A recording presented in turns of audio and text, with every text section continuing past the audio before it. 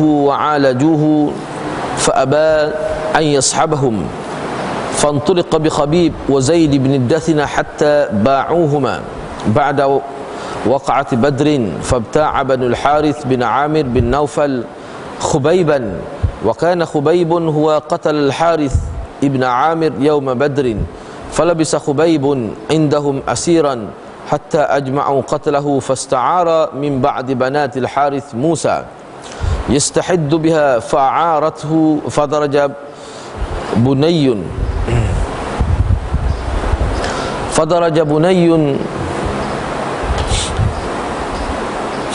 وهي غافلة حتى أتاه فوجدته مجلسه على فخذه والموسى بيده قالت ففزعت فزعة عرفها خبيب قال أتخشين أن أقتله ما كنت لأفعل ذلك قالت والله ما رأيت أسيرا قط خيرا من خبيب والله لقد وجدته يوما يأكل قطفا من عنب في يده وإنه لموثق بالحديد وما بمكة من ثمرة وكانت تقول إنه لرزق رزقه الله خبيبا فلما خرجوا به من الحرم ليقتلوه في الحل قال لهم خبيب دعوني أصلي ركعتين فتركوه فركع ركعتين فقال والله لولا أن تحسبوا أنما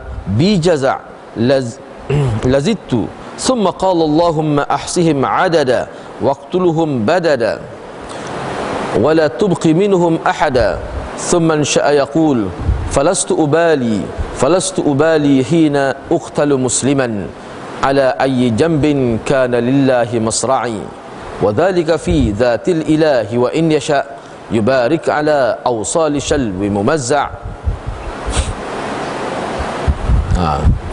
Di cara tu syair tu falastu ubali hina uqtalu musliman ala ayyi jambin kana lillahi masra'i wa dhalika fi dhatil ilahi wa in yasha yubarik ala awsali shalwi mumazza'i thumma qama ilayhi abu sirwa'ah Uqbah bin al-Harith faqatalahu wa kana Khubayb huwa sanna likulli muslimin qutila sabran as-salata وأخبر أصحابه يوم أصيبوا خبرهم وبعث ناس من قريش إلى عاصم بن ثابت حين حدثوا أنه قتل أن يؤتوا بشيء منه يعرف وكان قتل رجلا عظيما من عظمائهم فبعث الله لعاصم مثل الظلة من الدبر فحمته من رسلهم فلم يقدروا أن يقطعوا منه شيئا وقال كعب بن مالك ذكروا مرارة بن الربيع العمري وهلال بن أمية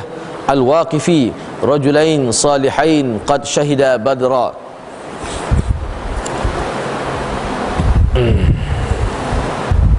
Ini hadis ni panjang. Jadi perbincangan kita ni masih lagi berkaitan dengan peperangan Badar, iaitu hadis riwayat daripada Musa bin Ismail. Hadis riwayat Musa bin Ismail, hadis riwayat daripada Musa bin Ismail.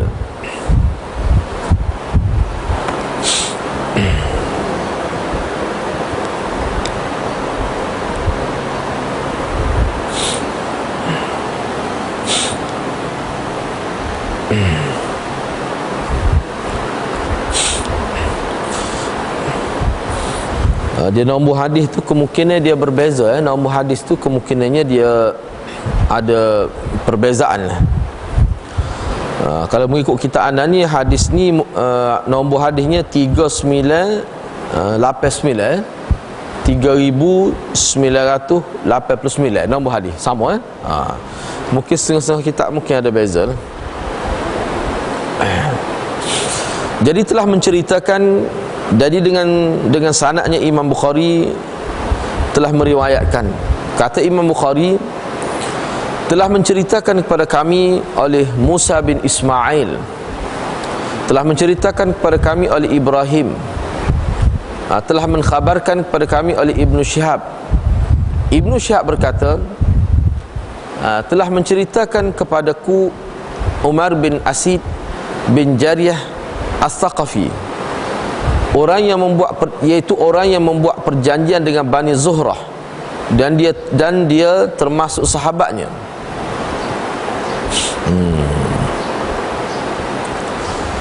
Abu Hurairah radhiyallahu anhu telah mengambil riwayat ini daripada Abu Hurairah, dan dia termasuk sahabatnya Abu Hurairah radhiyallahu anhu. Dari Abu Hurairah radhiyallahu anhu, kata Abu Hurairah, Rasulullah sallallahu alaihi wasallam mengutuskan 10 Nabi sallallahu alaihi wasallam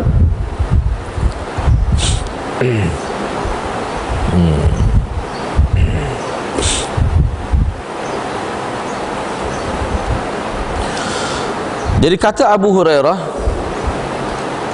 Rasulullah sallallahu alaihi wasallam telah mengutus 10 orang sahabat sebagai sariyah, yakni sebagai satu pasukan tentera, sebagai pengintip, sebagai tentera pengintip. Beliau mengangkat, yakni Nabi sallallahu alaihi wasallam melantik Asim bin Thabit Al-Ansari. Jadi Sabit Asim bin Muhammad bin Al-Khattab sebagai pemimpin pasukan tersebut.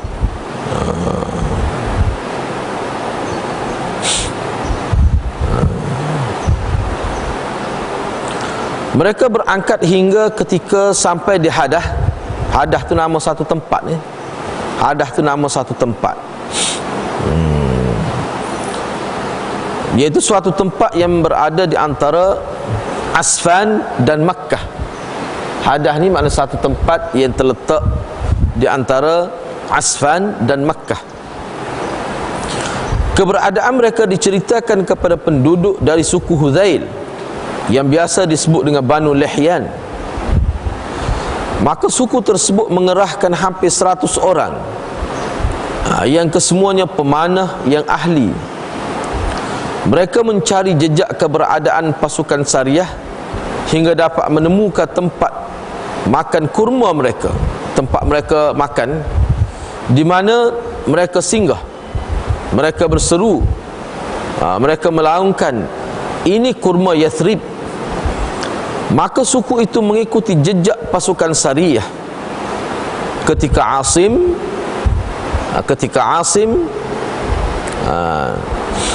jadi ketika Asim dan pasukannya merasa ada kehadiran musuh, mereka bersembunyi di balik bukit kecil.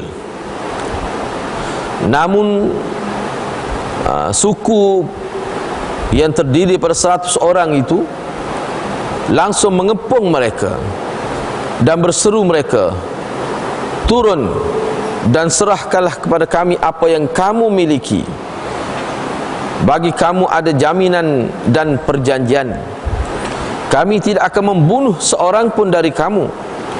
Maka Asim bin Thabit berkata, aku demi Allah, aku tidak akan turun dengan jaminan orang yang kafir. Lalu beliau berdoa, ya Allah. Siapa dia berdoa? Asim tadi. Lalu Asim berdoa, ya Allah, beritahukanlah kepada kami, kepada Nabi-Mu sallallahu alaihi wasallam. Maka suku itu menyerang mereka dengan anak panah sehingga mereka dapat membunuh Asim. Ketua Sariyah tadi, hak terdiri pada 100 orang tadi. Sehingga mereka berjaya membunuh Asim berserta 7 orang anak buahnya, 7 orang yang bersamanya. Akhirnya 3 orang anggota Sariyah yang masih hidup turun dengan menyetujui jaminan dan perjanjian. Di antara mereka adalah Khubaib Al-Ansari dan Zaid bin Ad-Dathinah serta seorang lagi. Setelah ketiganya turun, mereka menangkap dan melepaskan tali busur panah mereka untuk mengikat ketiga-tiganya. Jadi golongan kafir yang terdiri daripada 100 orang ni, dia ikat sahabat Nabi ni menggunakan tali busur panah. Tali daripada busur panah itu.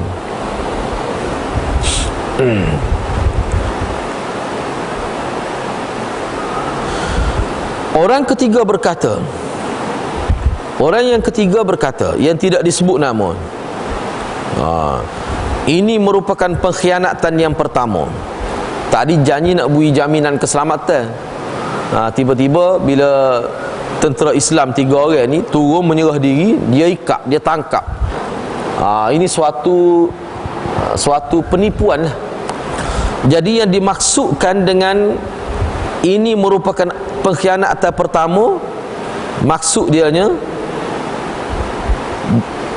tadi kan dia janji, tentera tu 100 orang tu janji kalau serah diri akan selamat lah, ada jaminan keselamatan. Tiba-tiba bila 3 orang sahabat Nabi itu turun daripada bukit yang kecil itu, dan mereka menyerahkan diri, tiba-tiba mereka ditangkap. Dan ini suatu pengkhianatan. Demi Allah, kata orang yang ketiga tu, sahabat Nabi yang ketiga tu, yang tidak disebut nama, demi Allah, aku tidak akan mengikut kamu. Aku tidak akan mengikut kamu.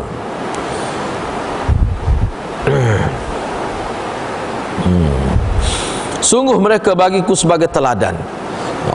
Mana apa yang kamu buat ni menjadi teladan kepada aku. Atau yang mana mereka kata teladan tu, orang-orang yang mati 7 orang ni, mereka inilah sebenarnya yang menjadi semangat kepada aku, yang menjadi teladan kepada aku. Yang dia maksud adalah sahabat mereka yang sudah terbunuh. Lalu golongan kafir menyeret mereka dan memaksanya agar menjadi pengikut mereka, yakni jadi murtad. Namun dia menolaknya hingga akhirnya mereka membunuhnya. Bunuh hak sore tadi, hak tidak disebut nama tadi. Kayak sahabat Nabi ni sini 3 orang selamat, Khubaib Al-Ansari dan Zaid Ad-Dathinah, dan seorang lagi. Jadi hak seorang lagi hak tidak disebut nama tu, bila dia tidak mau patuh kepada arahan kafir ini, orang-orang kafir ni hak terdiri daripada 100 orang itu, maka mereka telah membunuhnya. Kemudian tentera musuh pergi pula.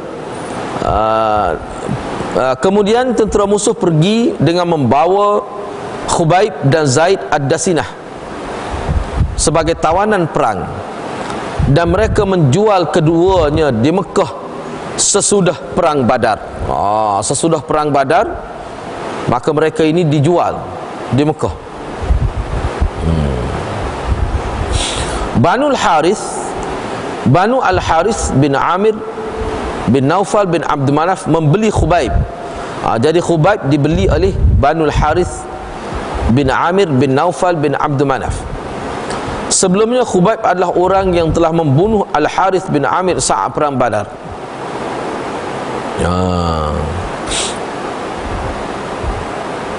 Jadi Khubaib ini dia telah bunuh Harith bin Amir ketika perang Badar.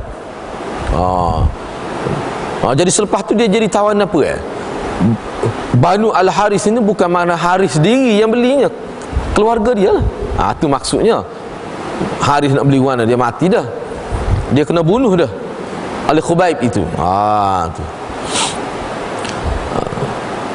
Maka jadilah Khubaib tawanan perang, sebagai tawanan perang dalam kawalan mereka,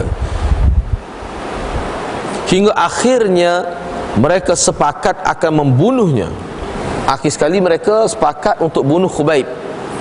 Dia nak marah lah sebab Khubaib ini telah bunuh ketua dia, Harith bin Amir itu. Pada suatu hari dalam masa tahanan, pada suatu hari ini, hadis ni panjang. Pada suatu hari dalam semasa beliau ditahan, Khubaib meminjam kepada salah seorang daripada anak perempuan Al-Haris sebilah pisau cukur, dan mencukur bulu kemaluannya. Maka anak perempuan itu meminjamkannya. Jadi dia sebut sini Khubaib nak pinjam, kita kata macam pisau cukur lah. Dulu pisau cukur tu dalam bentuk macam pisau ke, dengan maksud untuk cukur bulu ari-arinya. Jadi anak perempuan Haris builah sebab dia nak pinjam. Kata Zainab ni salah seorang anak perempuan Harith. Zainab ni salah seorang anak perempuan Harith. Kata Zainab, kemudian Khubaib memangku anakku saat aku lengah ketika anakku menghampirinya. Jadi kata Zainab, dia kata bila aku bui pisah ni kepada Khubaib untuk dia guna untuk cukur bulu di tubuh dia, ketika anak aku menghampiri dia, maka dia telah pegang anak aku. Ketika aku lengah, ketika aku tak perasan lah, ketika anak aku menghampirinya, hingga dia menemuinya, yakni Zainab menemui Khubaib, dan dia dapati anaknya telah dipangku ni, dia pegang gitu. Dia pegang dengan tangan gitu. Pegang gitu. Sementara pisau cukur berada di tangan Khubaib. Maka Zainab berkata, dia kata aku sangat terperanjat seketika, dan Khubaib mengetahui hal itu. Maka Khubaib berkata kepada mak budak tu, cucu Haris tu lah, berkata kepada Zainab. Zainab tu ibu kepada anak kecil tu. Kata Khubaib, kamu khawatir aku akan membunuhnya? Kamu bimbang kah kalau kamu bimbang aku bunuh kau anakmu ni? Khubaib kata, sesungguhnya aku tidak akan melakukannya. Tak seharusnya aku tidak akan bunuh dia. Maka Zainab berkata, demi Allah, belum pernah aku melihat ada seorang tawanan perang sebaik Khubaib. Kalau dia nak bunuh, boleh bunuh sangat. Kena ingat ni, Khubaib ni masa ni dia sudah dijatuhkan hukuman bunuh oleh keluarga Harith bin Amir. Bakal kalau orang lain dia akan bunuh cucu Harith itu, ia tak ia pun dia akan dibunuh. Tetapi Khubaib tidak begitu. Dia tidak bunuh. Sebab itulah Zainab kata, inilah tawanan perang yang paling baik. Tawanan perang paling jauh. Aku tak pernah jumpa seorang tawanan perang sebaik Khubaib. Kata Zainab lagi, demi Allah, aku pernah mendapatkan dia pada suatu hari sedang memakan anggur di tangannya, padahal tangannya sedang dibelenggu dengan besi di Makkah. Saat itu bukan musim buah-buahan. Dia berkata, sungguh itu merupakan rezeki dari Allah yang dia berikan kepada Khubaib. Ketika mereka hendak keluar dari tanah haram untuk membunuh Khubaib di daerah halal. Jadi ketika Banu Harith hendak membunuh Khubaib, mereka seret, mereka bawa Khubaib melepasi tanah haram. Jadi bila dia nak bunuh Khubaib, dia bawa Khubaib melepasi tanah haram. Dia tidak bunuh di tanah haram, tapi dia pergi ke tanah halal. Kalau kita pergi Mekah, biasa pergi Mekah, dia ada sempadan dia tanah haram. Bila kita pergi jauh sikit daripada Masjid Haram tu, dia ada tulis signboard, mana ni tanah halal, al-ardul halal. Patut tu al-ardul haram, mana ni tanah haram. Sekat tu selepas batu dipanggil tanah halal. Dia pergi ke tanah halal. Jauh juga bapak kafir ni pun. Dia tak bunuh di tanah haram, dia bunuh tanah halal. Maka Khubaib berkata kepada mereka, biarkanlah aku untuk melaksanakan salat 2 rakaat. Khubaib kata, sebelum membunuh aku, builah peluang untuk aku salat 2 rakaat, salat sunat 2 rakaat. Maka mereka pun mempersilakanlah, yakni membenarkan Khubaib salat 2 rakaat. Maka Khubaib salat 2 rakaat. Kemudian Khubaib berkata, seandainya bukan kerana sangkaan kalian bahawa aku takut, nescaya aku akan memanjangkan salatku ini. Khubaib kata, kalau aku bimbang takutmu kata aku takut dibunuh, pasti aku semaya lama. Tapi tak sewimu kata, maka aku semaya semetai lah. Kalau aku semaya lama, mereka kata takut ni, takut kena bunuh, maka semaya tu lama. Jadi aku semaya sebentar sahaja, kerana Aku tidak takut kepada kematian, kerana kematian bagi aku, kematian dalam agama ni, kematian dalam perjuangan ini adalah merupakan syahid. Kemudian Khubaib berdoa, ya Allah, binasakanlah mereka semua dan bunuhlah mereka, dan jangan engkau sisakan dan jangan engkau tinggalkan seorang pun dari mereka. Ini doa Khubaib selepas salat 2 rakaat sebelum dia dibunuh. Kemudian dia bersyair. Tengok tu, nak bunuh boleh bersyair lagi. Mana syair dia ni? Ni syair dia ni. Selepas dia berdoa, waqtuluhum badada wala tabki minhum ahada, kemudian dia mengungkapkan syair ni. Dia kata, falastu ubali hina uqtalu musliman ala ayyi jambin kana lillahi masra'i wa dhalika fi dhatil ilahi wa in yasha yubarik ala awsali shalwi mumazza'in. Tu cara baca syair tu, dia baca gitu. Jadi dia bersyair sebelum dia dibunuh. Apa maksudnya? Aku tidak peduli jika aku dibunuh sebagai seorang muslim.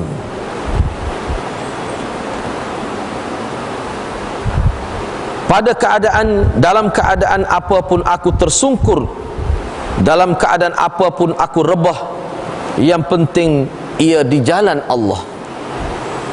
Semuanya itu pada kuasa Allah, jika Allah kehendaki. Allah dapat memberkati, Allah yubarik ala awsali shalwi mumazza'in, Allah pasti akan memberkati urat-urat yang putus. Awsali shalwin mumazza', urat-urat yang tercabut atau urat-urat yang putus kerana peperangan. Jadi tak pelik lah dia kata. Akhirnya وذلك في ذا ثم قام إليه أبو سروة Uqbah bin Al-Harith faqatalahu. Akhirnya Abu Sirwah ni kunyah dia. Akhirnya Abu Sirwah, nama sebenarnya adalah Uqbah bin Al-Harith, bangkit dan membunuhnya. Khubaib adalah orang pertama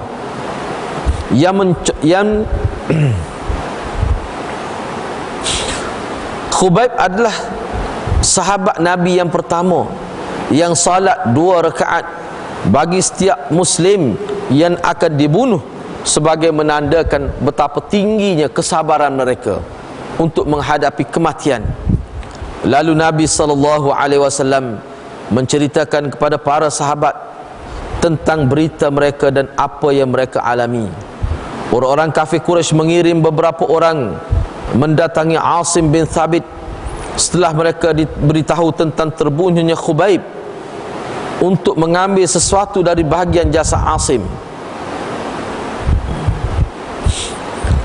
Apa yang dapat menjadi pengenal, sebelumnya memang Asim telah membunuh seorang dari pembesar mereka saat perang Badar, ketika mereka hendak membalas dendam terhadap Asim. Allah mengirim kepada Asim pasukan lebah yang melindunginya daripada utusan kafir Quraisy, sehingga mereka tidak mampu untuk mengambil secebis daging dari jasad Asim.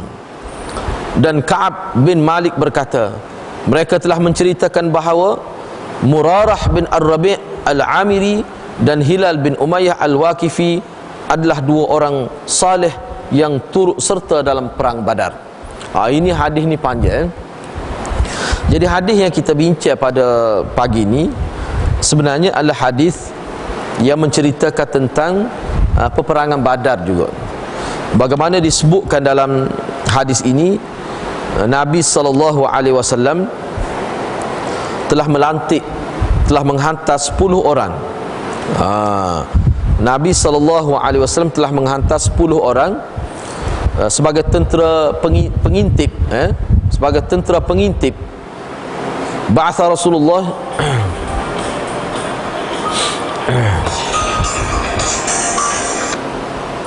Jadi Nabi SAW telah mengirim ataupun menugaskan 10 orang. Dalam cerita ni kita tengok, kita boleh faham Nabi SAW sebelum berlaku peperangan itu, Nabi telah menugaskan 10 orang tentera. Ini disebut sebagai tentera pengintip untuk melihat keadaan musuh. Wa amara alaihim Asim, dan Nabi SAW telah melantik Asim bin Thabit Al-Ansari. Jadi Asim bin Thabit Al-Ansari, dia ni adalah datuk Asim bin Umar bin Al-Khattab. Ni malik kita tahu lah. Jadi Asim bin Thabit Al-Ansari, Asim bin Thabit Al-Ansari yang menjadi ketua tentera pengintip, dia adalah datuk kepada Asim bin Umar bin Al-Khattab. Gitu cerita dia. Baik, dalam hadis ni sebenarnya ini sebagai cerita, riwayat dalam bentuk cerita, bagaimana dalam peperangan ini disebut 10 orang sahabat Nabi, tentera pengintip itu mati dibunuh oleh tentera kuffar ini.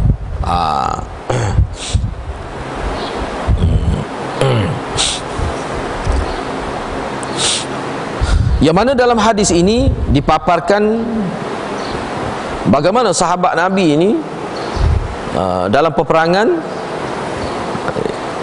dan sikap mereka, keberanian mereka. Apabila mereka berperang, daripada 10 orang itu mati 7 orang, tinggal 3 orang tu.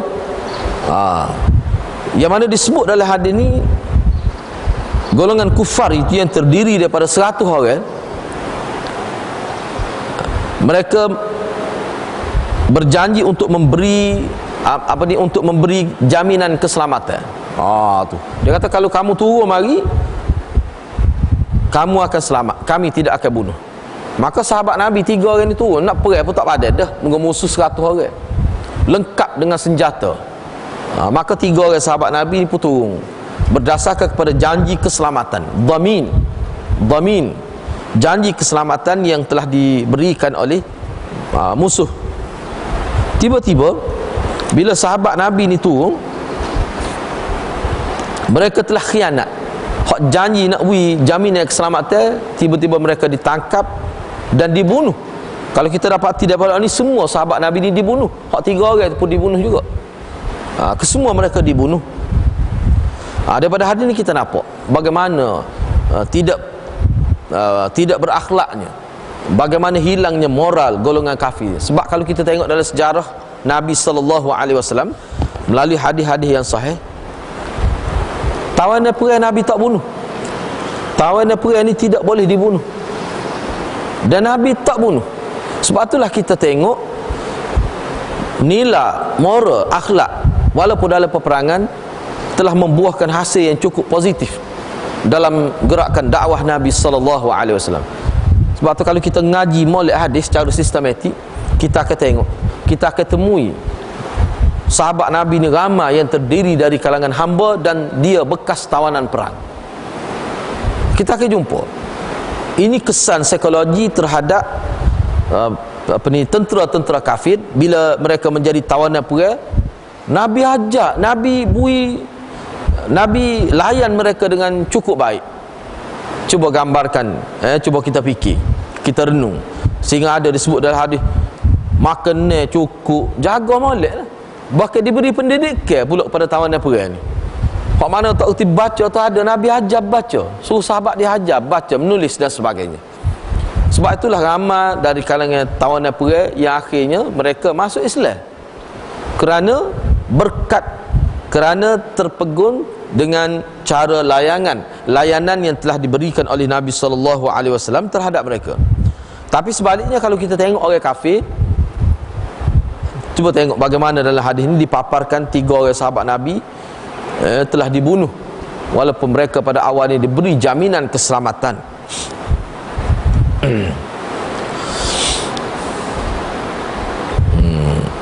Gitulah. Jadi hadis ni sebenarnya tak ada apa, cuma dia nak ayat cerita bagaimana.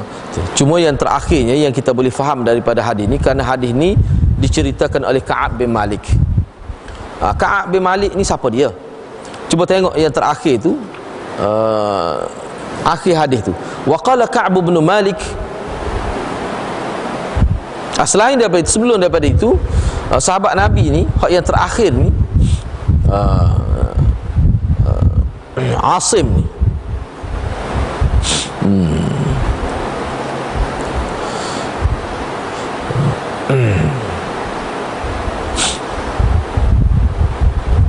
Khubaib ini bila dia nak dibunuh, dia minta nak semaya 2 rakaat. Walaupun hak ni sebenarnya tidaklah, kira-kiranya tidak menjadi sunnah Nabi. Sebenarnya tak ada Nabi ayat bila nak kena bunuh kena semaya 2 rakaat ke, tak ada. Tapi Khubaib ni bila dia nak kena bunuh, dia minta nak semaya sunat 2 rakaat. Mana nak berdoa supaya Allah beri keteguhan kepada hati dia. Dan masa pada waktu itulah, selepas semaya itulah dia berdoa, waqtulhum badada wala tabki minhum ahada. Baik, dalam hadis ni disebut, ni biar kita tahu dalam sejarah Islam, bermula daripada sejarah Nabi sampai ke ni, orang yang mula-mula semaya sunat sebelum dibunuh adalah Khubaib. Dia minta semaya sunat 2 rakaat.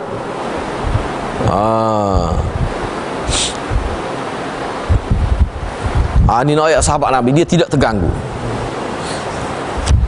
Itu perkara yang perlu kita tahu lah, perlu kita bagi perhatian juga. Baik, kata Ka'ab bin Malik, akhir hadis tu, kata Ka'ab bin Malik, wa qala Ka'ab bin Malik zakaru Murarah. Murarah biasa disebut Murarah. Situ buat ke dia? Mararah. Murarah tak? Murarah. Sebab dalam kitab ni dia buat Mararah, dia bagi depan tu sebenarnya. Murarah bin Ar-Rabi' Al-Amri ataupun Al-Umari dan Hilal bin Umayyah Al-Waqifi.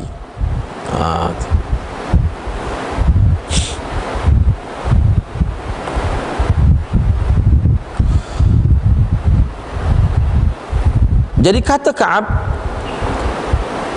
mereka menyebutkan Murarah bin Ar-Rabi' Al-Umari dan Hilal bin Umayyah Al-Waqifi, 2 orang sahabat Nabi yang saleh, qad syahida Badran, yang mana mereka ni turut serta dalam peperangan Badar. Baik, dalam hadis yang panjang ni, apa dia sebenarnya pedoman, pengajaran, kebaikan yang kita dapat ambil daripada hadis, apa dia? Kita kena tahu lah. Pertama sekalinya, Imam Bukhari kemukakan hadis yang panjang dalam kitab dia di bawah tajuk peperangan Badar sebagai nak menyatakan kelebihan orang yang turut serta dalam peperangan Badar. Ka'ab bin Malik, Murarah bin Ar-Rabi' dan Hilal bin Umayyah ni, dia ni adalah orang yang turut serta dalam peperangan Badar. Ni nak ayatnya kelebihan orang yang turut serta dalam peperangan Badar. Kita kena ingat lah, kita kena ingat, kita kena faham bahawa Ka'ab bin Malik, Murarah bin Ar-Rabi', Hilal bin Umayyah, dia ni umur panjang juga, giper tak cakap tak mati. 3 orang ni Nabi wafat, dia tak mati lagi. Padahalnya giper tak tinggal, giper sahabat Nabi Ka'ab bin Malik, Murarah dan Hilal bin Umayyah ni. Ingat ada cerita bagaimana 3 orang ni dia tidak turut serta dalam peperangan Tabuk, peperangan terakhir pada tahun ke-10, awal tahun ke-10 Hijrah. Hak takhalluf. Ayat Quran ada sebutkan 3 orang tak turut serta dalam peperangan. Nabi tak bercakap sehingga 50 hari. Ni 3 orang ni. Tu. Kemudian turun ayat Al-Quran, Allah SWT membersihkan mereka, memberi keampunan kepada mereka. Sebab itulah Imam Bukhari kata hadis ni sebenarnya nak menyatakan kelebihan sahabat lah. Kelebihan sahabat hak turut serta dalam peperangan Badar. Dan antara orang yang turut serta dalam peperangan Badar, Ka'ab, Murarah dan Hilal bin Umayyah. Sebabnya kalau mengikut Syiah, mereka ni adalah golongan munafik, Syiah kata.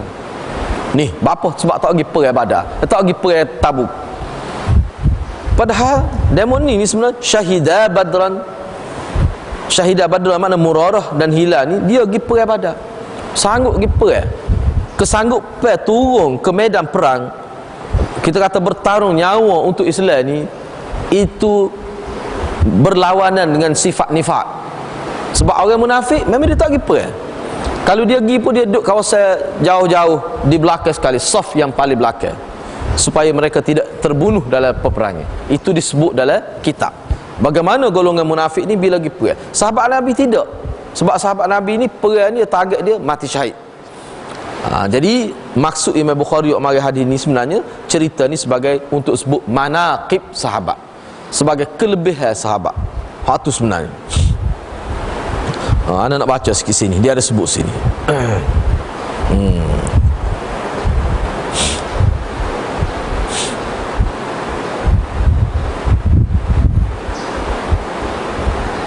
Sebelum itu Al-Qastalani ada buat komentar terhadap hadis ni.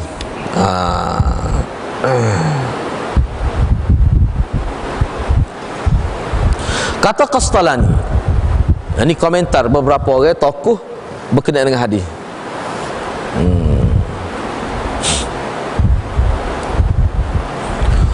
Cuba tengok dalam matan hadis, wa kana Khubayb huwa sanna li kulli muslimin qutila sabran as-salah. Kata Qastalani, dalam hadis ni disebutkan bahawa Khubayb inilah orang yang mula-mula sekali buat contoh. Khubayb inilah orang yang mula-mula sekali buat satu sunnah bila nak kena bunuh semaya 2 rakaat. Kata Qastalani, Khubayb lah. Tu kerana sabar.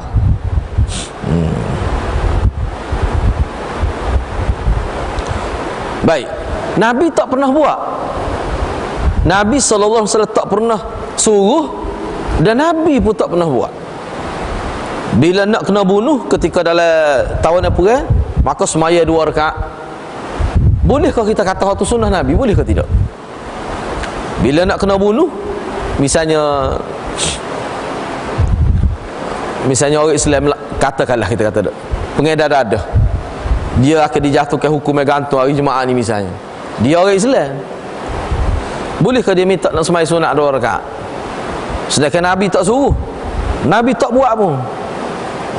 Ni Qastalani kata boleh. Lepas tu sunnah siapa? Sunnah Khubayb ke sunnah Nabi? Tak, dia jadi sunnah Nabi. Sebab apa? Sini dia buat.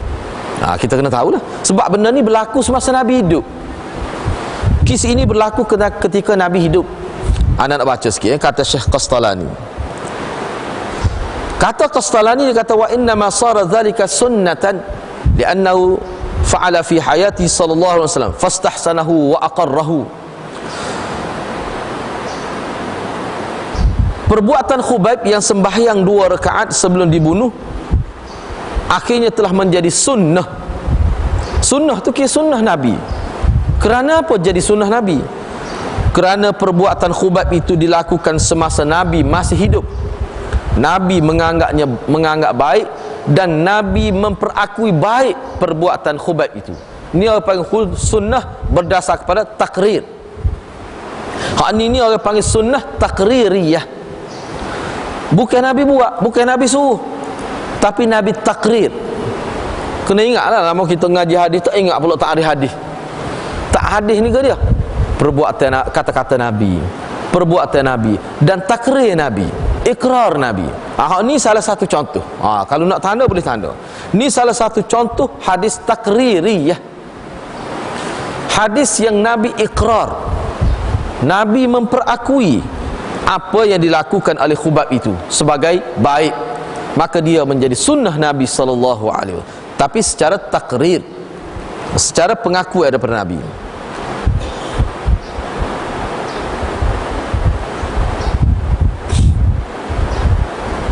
Kata Badruddin Aini, Badruddin Aini dia ada syarah Bukhari juga. Kata Badruddin Aini, dia kata Abu Yusuf telah menyebutkan dalam kitab dia. Dia kata Rasulullah ada bersabda, Rasulullah ada bersabda khusus berkenaan dengan Khubaib ini.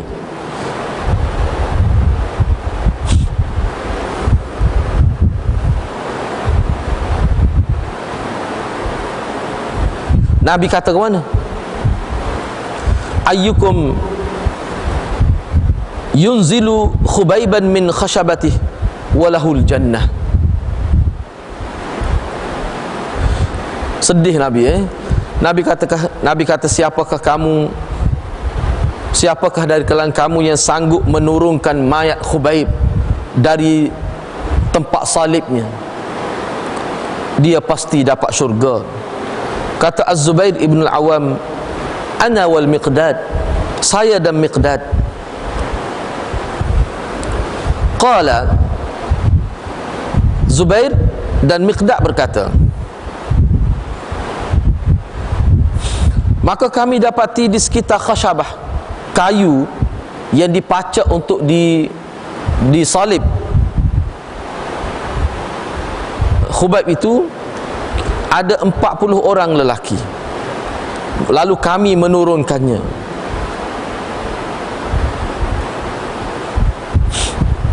Fa idza huwa ratbun, tiba-tiba kami dapati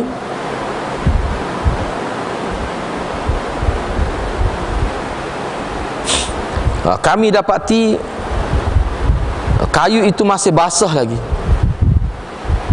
tidak berubah kayu itu walaupun selepas 40 hari. Pada tangan Khubaib masih ada kesan luka yang masih segar, yakni masih mengalir darah dan baunya bagaikan kasturi. Maka Az-Zubair ibn Awan mengangkat mayat Khubaib dan diletakkan di atas kudanya. Gitu. Baik. Mengikut Badruddin Aini, cerita dia Khubaib ni, biar kita tahu dah bagaimana Khubaib ni dibunuh. Kita tadi kan sebutkan Khubaib ni dibunuh daripada ketika dia duduk Mekah, dia diheret pergi ke tanah halal. Cara bunuh Khubaib ni, dia letak kayu, khashab, kayu sebatang, dia regal gitu, dia ikat, ataupun kalau dulu dia paku ni sini.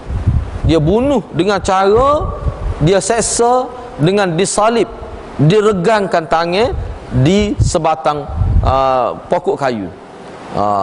Jadi pokok kayu ni pokok dia pacak lah, batai kayu dia pacak.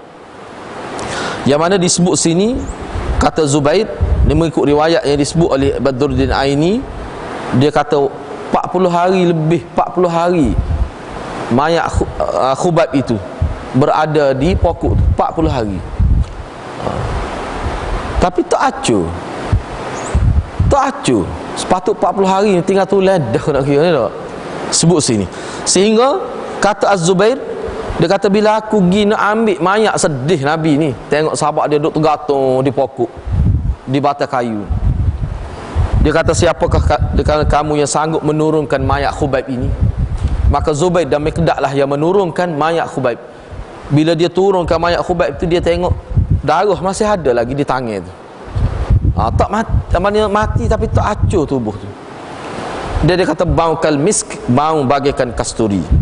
Dan pokok tu pun, batai pokok tu pun jadi tak kering walaupun 40 hari ni panah pada pasir. Kalau kita jemur kayu 40 hari kering, garing. Tapi kayu ni tak kering. Wallahu a'lam lah, gitu dia sebut. Maknanya Khubaib ni dibunuh dengan cara diseksa. Bayangkanlah mati dalam keadaan dijemur tengah panas, dia gegar tangan tu di sebatai kayu, mati dalam keadaan begitu. Ini kedudukan sahabat Nabi. Tu.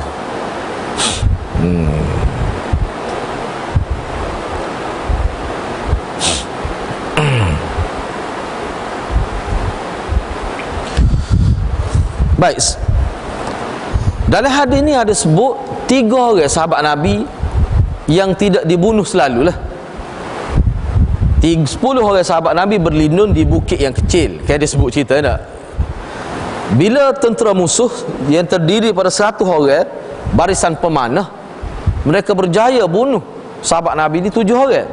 3 orang tu kira-kiranya tidak bunuh selalulah, turun 3 orang. Seorangnya nama Khubaib, seorangnya nama Asim. Hak seorang lagi tu nama gapo? Hak seorang lagi tu. Nama gapo? Ni. Ada disebut kan? Ni. Hak seorang lagi sahabat Nabi yang tidak disebut nama tu, dalam kitab Al-Jami', Sahibul Jami' dia sebut, dia kata rajulun akhar, seorang lagi sahabat Nabi yang tidak disebut nama. Hak tiga orang tu, nama salah seorangnya Asim, Khubaib. Hak seorang lagi tu siapa? Ada ulama dia kata, ada riwayat yang menyebutkan bahawa seorang lagi sahabat Nabi tu yang adalah nama dianya Abdullah bin Tariq radhiyallahu an. Abdullah bin Tariq. Hak tak sebut nama tu. Jadi kalau nak tengok ni, boleh tengok dalam kitab Hafiz Ibn Hajar lah. Dalam syarah Bukhari dia, dalam muqaddimah dia.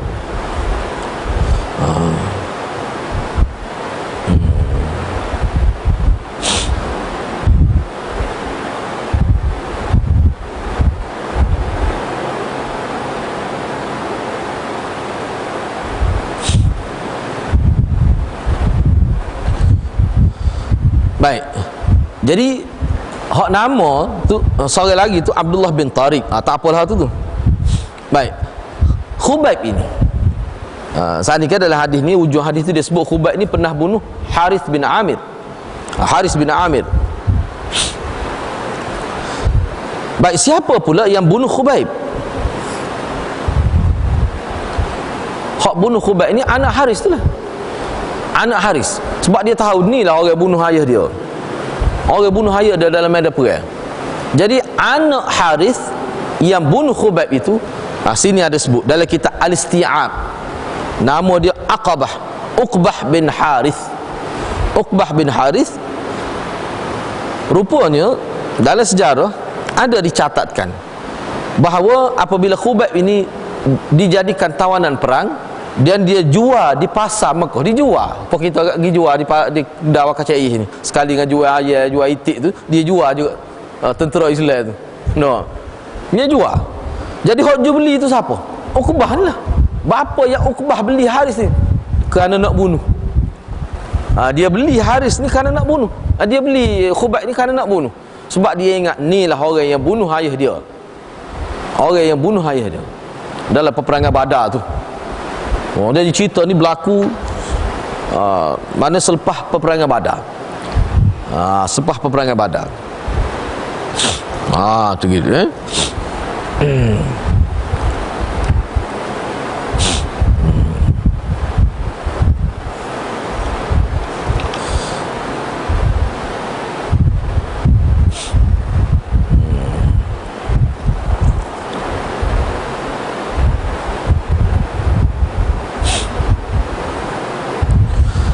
Kata Imam Qastalani, Qastalani sebut lagi, sahabat Nabi yang terakhir dibunuh adalah Asim. Jadi Asim ini dalam peperangan Badar, dia juga telah berjaya membunuh tokoh besar kafir Quraisy. Nama apa? Uqbah bin Abi Mu'aid. Tu dalam sejarah, biar kita tahu lah. Jadi Asim dia telah membunuh rajulan aziman, mana seorang yang kedudukannya tinggi pada pandangan bangsa Quraisy, yaitu Uqbah bin Mu'aid.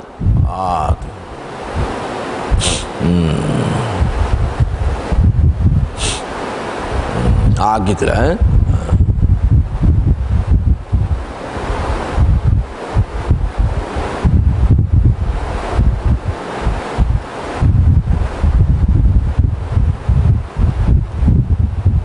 Ni ada cerita itu ni.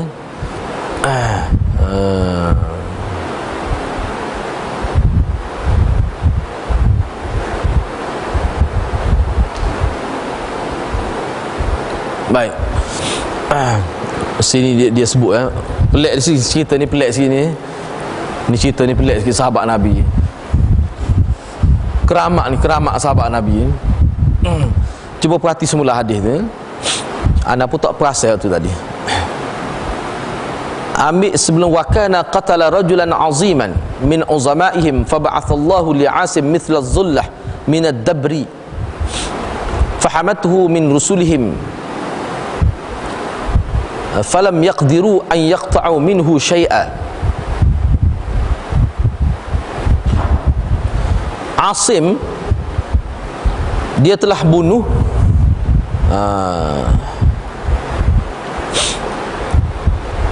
jadi Asim ni dia telah bunuh rajulan aziman, mana seorang tokoh besar daripada pembesar golongan kafir. Gitu.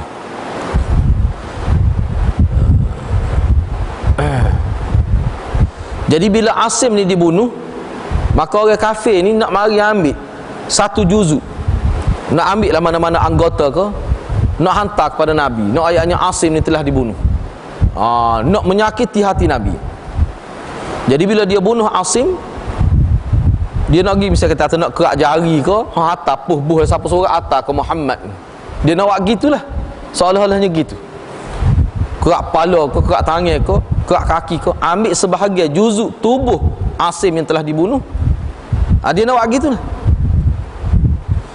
Jadi faba'athallahu li Asim mithla zullah min ad-dabri, lalu Allah menghantar, dia sebut sini macam lebah lah, jenis binatang terbang macam lebah gitu, yang pergi serang utusan kafir yang nak pergi ambil satu juzuk daripada tubuh Asim. Fahamathu min rusulihim, jadi kumpulan lebah inilah yang mengawasi, yang menjaga Asim daripada dicacatkan tubuh mereka oleh orang-orang kafir. Hak pelik lagi, falam yaqdiru an yaqta'u minhu syai'a, maka orang kafir tidak boleh mengambil secebis walaupun sedikit daripada tubuh Asim. Allah jaga tubuh sahabat Nabi. Tu cerita disebut dalam ni. Baik, dalam syarah ni kata Qastalani,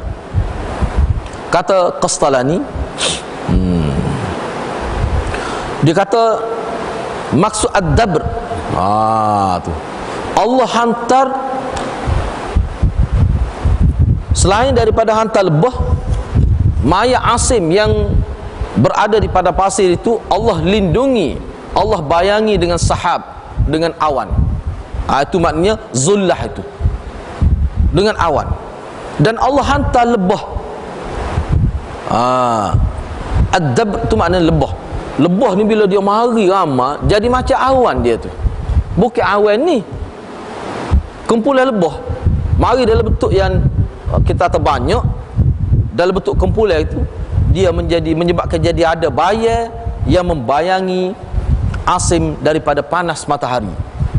Yang kedua, kata Qastalani, dia kata ad-dabr, lebah yang disebut dengan ad-dabr ini adalah merupakan lebah-lebah jantan. Mana lebah hak backing, sebab lebah dihantar ni lebah untuk mengusir orang-orang kafir daripada mencacatkan mayat Asim. Gitu. Dan disebutkan juga oleh ulama, kerana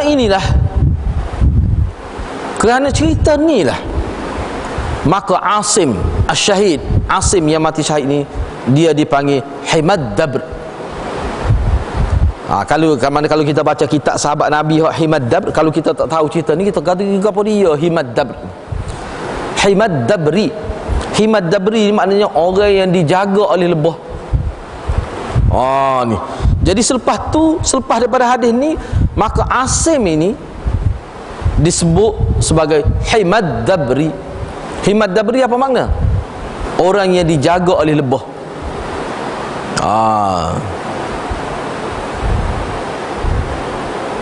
Dan disebutkan juga, tapi hak ni tak kuat cerita ni, ana pun tak cek lagi. Sebab tu kitab ni kita kena faham lah. Bila kita baca kitab, dia kata wakila sirah tamrid, dan disebutkan bahawa innal arda ibtala'athu,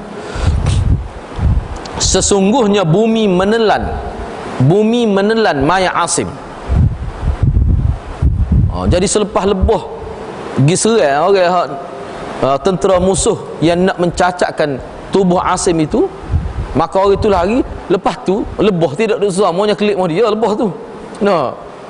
Lepas tu tak ada mayat Asim. Tak tahu, tak jumpa mayat Asim. Gimana mayat Asim itu? Sebab itulah ada disebut, tapi hak ni tak kuatlah sebab dia kata kila. Ada dinyatakan dalam kitab bahawasanya selepas lebah tu pergi, maka bumi telan dia punya ditelan oleh bumi mayat Asim sebagai nak menyelamatkan dia daripada dicacatkan oleh orang kafir. Sebab tu kata benda ni tak kuat, sebab ada juga dalam cerita menyebutkan dak mayat dia tu telah dibawa oleh air. Tak tahulah ada air ke tidak di kawasan itu je, tapi dibawa oleh air.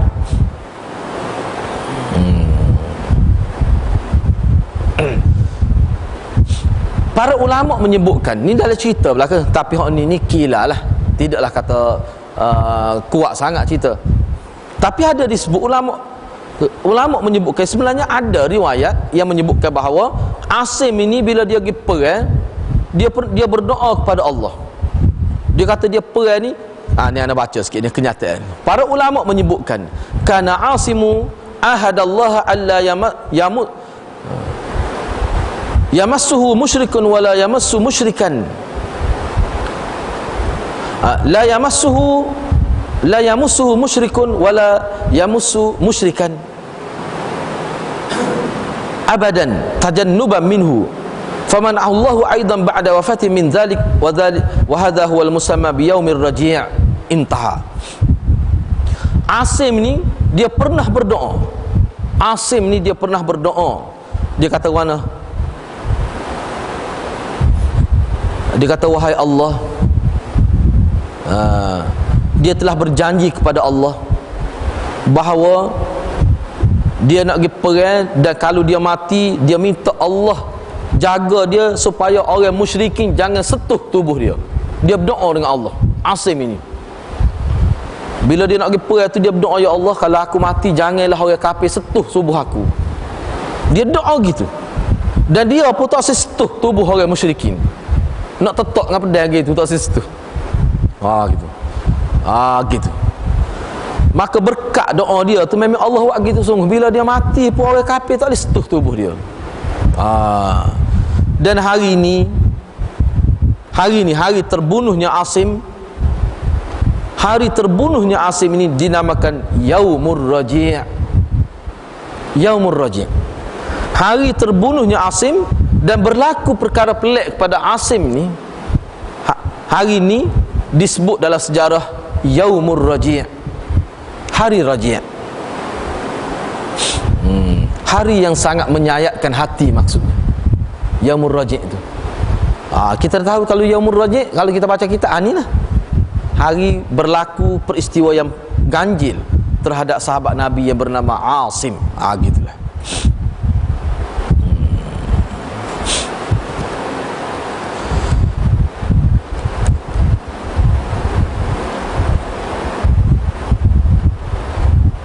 Gitulah.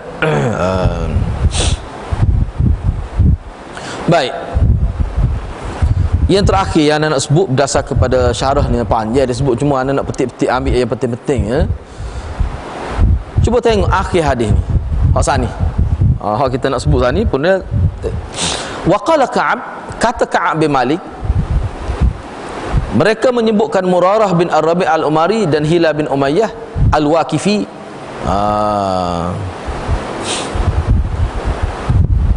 Sebagai dua orang yang soleh turut serta dalam peperangan. Apa sebab Imam Bukhari yang mari ni? Kenapa bila habis cerita tersebut tentang Asim dibunuh, tiba-tiba Imam Bukhari buat mari kenyataan waqala Ka'b bin Malik. Siapa akhir hadis tu? Kenapa Imam Bukhari buat mari gitu? Apa tujuan lagi sebut Ka'ab bin Malik kata mereka menyenaraikan Murarah bin Ar-Rabi' Al-Umari dan Hilal bin Umayyah Al-Waqifi, dua orang soleh ni qad syahida Badra, mereka ni juga turut serta dalam peperangan Badar. Apa sebab? Sebelum kita cari sebab tu, kita kena faham dulu. Sebab tu ulama kata kena faham hadis ni Nabi SAW sebut, dan Imam Bukhari buat mari letak sini hadis ni sebagai nak menyatakan satu perkara, gapo dia? Kelebihan orang yang turut serta dalam peperangan Badar. Tu sah. Kena faham tu dulu. Jadi di akhir hadis ni Imam Bukhari buat mari kenyataan Ka'ab bin Malik. Jadi Ka'ab bin Malik ni dia sebut ketika peperangan Tabuk. Ka'ab bin Malik ni sebut ni, waqala Ka'ab bin Malik, Ka'ab bin Malik sebut bahawa Murarah bin Ar-Rabi' Hilal bin Umayyah ni sebut dia ni masa peperangan Tabuk, selepas peperangan Tabuk. Apa buat mari Badar ini? Badar ni peperangan mula-mula. Kenyataan Ka'ab bin Malik ni adalah selepas peperangan Tabuk. Peperangan Tabuk ni peperangan terakhir. Apa yang gitu tu? Kenapa gitu? Sini ni molek lah. Anda duk perhati tengok kitab ni dia ambil poin-poin saja. Dia tak hurah banyak. Ya. Benda tak kita berkata. Hilal.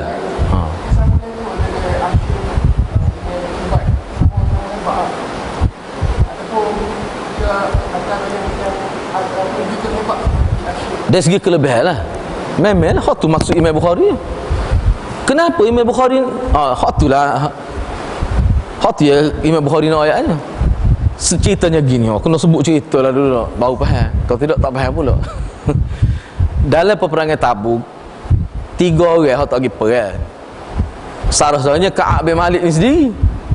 Hilal, patung apa ni Murarah bin Ar-Rabi', kemudian Hilal bin Umayyah. 3 orang tak pergi. Bila 3 orang ni tak pergi perang, macam-macam orang kata ke dia.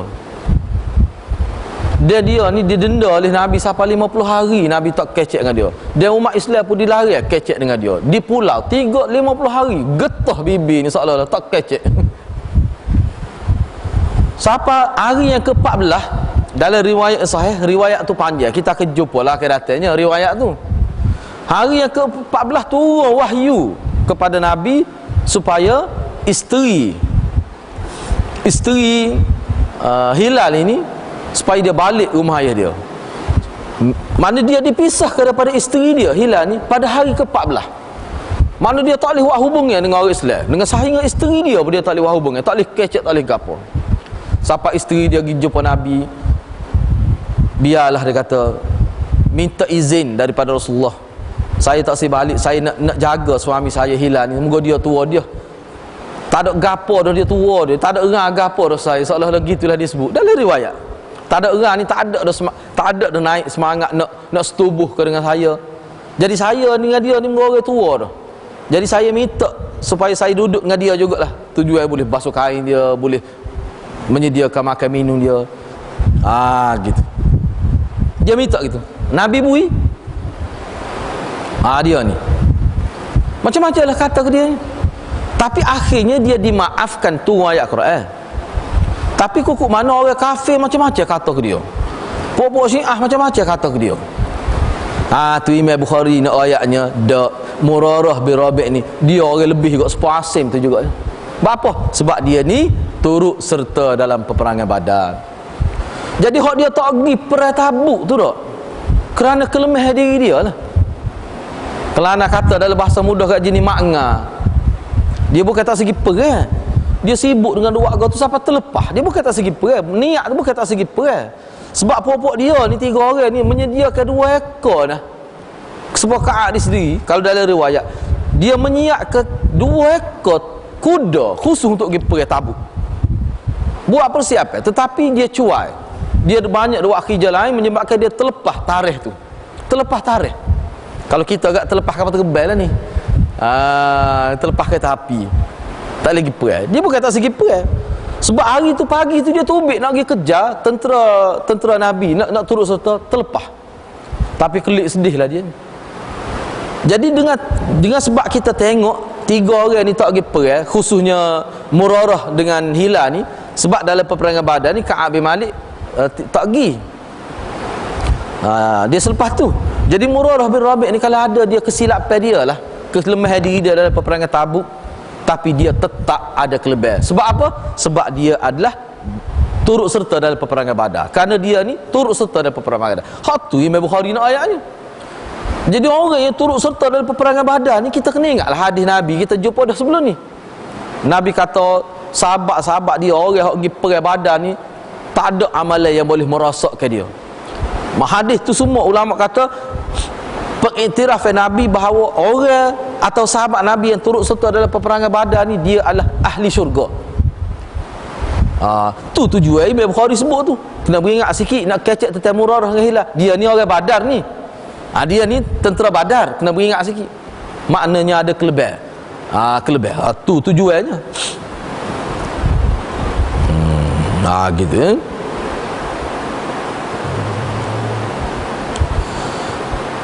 Tujuan yang kedua Imam Bukhari sebut kenyataan Ka'ab bin Malik.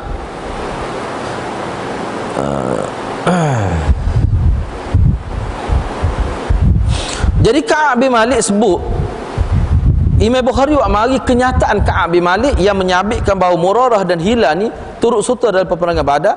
Tujuan Imam Bukhari nak menolak kenyataan, nak menolak pandangan yang mengatakan bahawa Murarah dengan Hilal ni dia tidak menyertai peperangan Badar. Misalnya sini dia sebut, misalnya Imam Zuhri tabi'i, seorang tokoh tabi'i Az-Zuhri, dia kata bahawa Murarah dan Hilal ni, mereka ini tidak turut serta dalam peperangan Badar. Ini kata Zuhri. Zuhri. Sebab ramai orang duk kecek lah. Ramai orang kecek ni maknanya ada dalam kitab, kenyataan dalam beberapa buah kitab yang menyebutkan bahawa Murarah dan Hilal ni tak pergi perang Badar. Dan kenyataan ini disebut oleh Zuhri.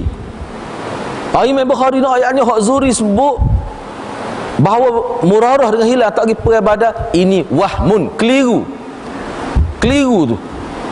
Sebenarnya Murarah dengan Hilal ni memang dia ahli Badar. Mana dalil? Ni Ka'ab kata, Ka'ab bin Malik. Lepas tu Ka'ab ni siapa dia? Ka'ab ni siapa dia? Ka'ab bin Malik ni sahabat besar Nabi. Dia pergi semua perang kecuali peperangan Badar. Dia tak pergi. Apa dia tak pergi tu? Sebab peperangan, kita tahu kan peperangan Badar asalnya bukan peperangan. Bukan nak pergi perang peperangan Badar, nak pergi sekat berombongan dagang. Pergi dengan senjata pun tidak seperti nak pergi perang. Jadi sahabat Nabi tak pergi perang ni bukan Ka'ab saja masa perang Badar, ram.